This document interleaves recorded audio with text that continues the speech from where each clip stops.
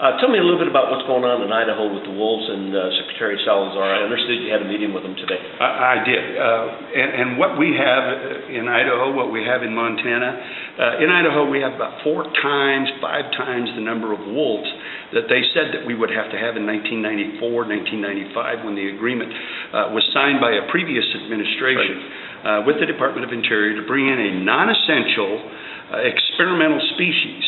And of course, they said once you get 120 wolves, 10 breeding pairs, so matched with a buffer zone there of maintaining 150 wolves, that was the plan. So they keep moving the goalposts on it. And now we have well over 1,000 wolves in Idaho. In fact, some places they wouldn't allow us to even count them because of our count method. The protocol we use is we dart a wolf, land a helicopter, put a collar on it, and then follow that wolf around to find out where the den is and make the count on the pups. Butch, I'll tell you, we lost a buck up at the place north of Helena. Yeah. And when they killed the wolf, they took the collar off, and it traveled all the way from Cody, Wyoming to north of Helena. Precisely. And so Malloy's whole decision in the state of Montana, which actually changed it from the 3 separate states to a distinct population segment, I don't have a problem with that. That means if in our original agreement, if you had 350 wolves, or let's say you had 500 wolves in one state, if that's a distinct population segment, that should be sufficient for the entire area because they are going to travel around.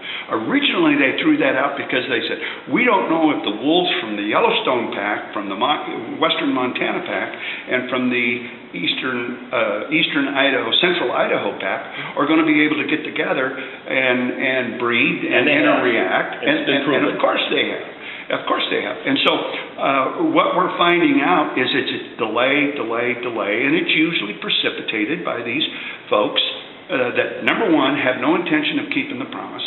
I can show you testimony, and I can show you all kinds of letters to the editor from these groups that wanted to bring the wolves in. This is, once you get 120 wolves, it's over with. I'm telling you, Denny, right now we have well over 1,000 wolves that we count, that we know that we've got in the state. Our management plan that we introduced and was allowed to go forward with in 2009 was, I think, very appropriately managed because we said we were going to take 220 wolves. We took 188. We didn't have any bad instances of that. It was very responsible, and it wasn't until Malloy came up with this decision that he said, no, I'm not going to let Wyoming sit out here by themselves. And so, in effect, what they've done is they've said, all those previous agreements that we had in 1994, the amendments that we agreed to in 2002, we're throwing them all out the window. Right. Why would any state ever enter into an agreement again, voluntarily, with the United States government or any of its departments if they can't keep their promises on an essential issue as this?